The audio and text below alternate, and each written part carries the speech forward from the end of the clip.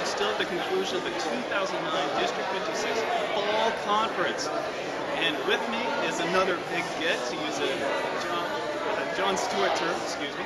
This is Charlie Pitts, the current District 56 District Governor. So Charlie, thanks for agreeing to this little interview. Well, thank you, Jim. I hope you become an internet superstar because of it. And what we wanted to do was, I'll just ask you some easy questions and for our viewers out there. Okay, good deal. And we also give you a chance to learn about you got to know the Fall Conference and maybe some of our home viewers did not. Okay. And what they missed. Does that sound good? Sounds good. All right. First of all, tell us about your current position, how long you've been in Toastmasters, and a little history items, if you like. Well, I've been in Toastmasters for about 7 years.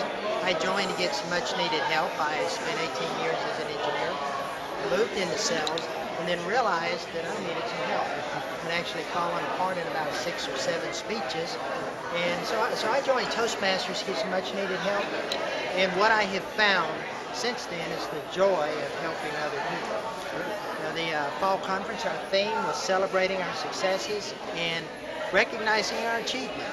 In Toastmasters, we have achievements that we work towards, and as we do that, we grow as speakers. Our theme for the district this year is Legacy Leadership, from speaker to messenger. And what we have found out is that if folks begin getting hooked into leadership, something begins to happen. We go through the basic manuals to learn the mechanics of speaking, but if we're not careful, we can pop out some mechanical Toastmasters. But when someone begins to get hooked into the leadership track, all of a sudden their words are carried on the wings, if you will, of purpose. Then they begin to evolve into more than just a mechanical speaker. They evolve into a messenger. So that's our theme for the district this year is Legacy Leadership from Speaker to Messenger. Just talking for no real reason other than go through the manual. It's not that exciting, but if they've got definitely a purpose, a passion, it just transforms it. You're absolutely right. And it's translatable to resume and to job promotions and so on and so absolutely. forth. Everywhere.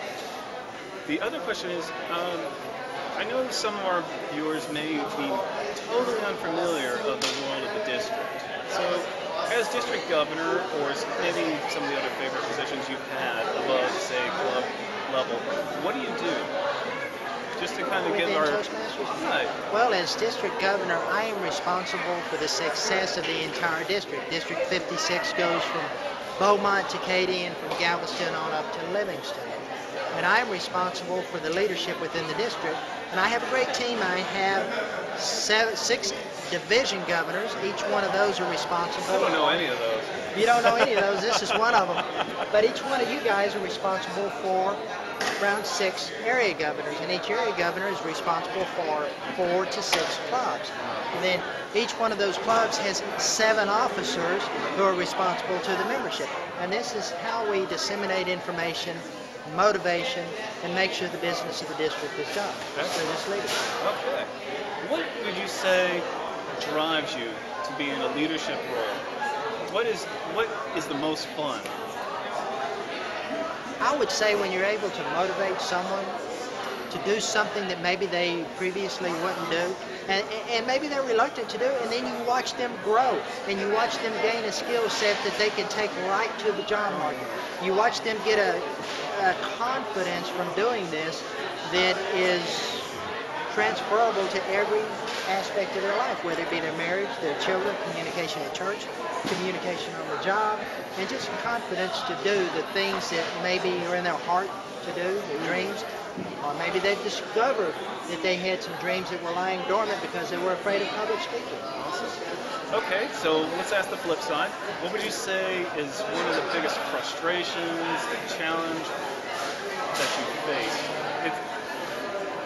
I think the biggest frustration is to see Toastmasters that just flow with the current, give a speech every now and then, serve in club officer leadership, but never understand what it is that they're doing. If one serves as a club officer, it's to his best ability to do the best he can, because he's gaining skills that are transferable in the workplace. And to go through that without doing the best job and gaining that skill set, it's a terrible waste. You know, they say a mind's a terrible thing to waste, so is a club officer position. Okay, well, that was the fun part again.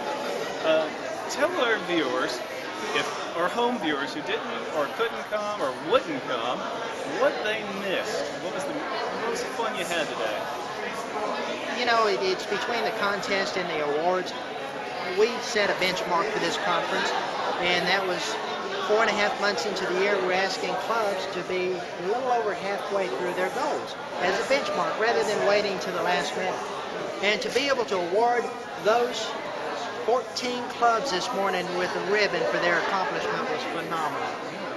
And that is, you see clubs that are stepping up to the plate, and when they're earning those achievements, they're impacting lives. They're changing lives. I mean, you take someone who's completely new, even going through the mechanical skills, it can just open up new doors for them. Well, Charlie, are there any announcements or promotions you'd like to give to everybody out in YouTube land? Well, if you're a club officer, and I have appealed to you tonight about not wasting your time as a club officer, but getting the most out of it, come to the leadership training that we're going to have on December the 5th. And that's going to be at the EB Cape Center. That is correct. So check our website. The information is there under the events calendar. We'd love to see you there. We'd love to help you take advantage of being a club officer and making that transferable to your workplace. So we'd love to see you there. Okay. Thank you, Charlie. Thank I you, really Jeff. appreciate the time, and I hope you become an internet superstar. Thank you. Hi, Mom.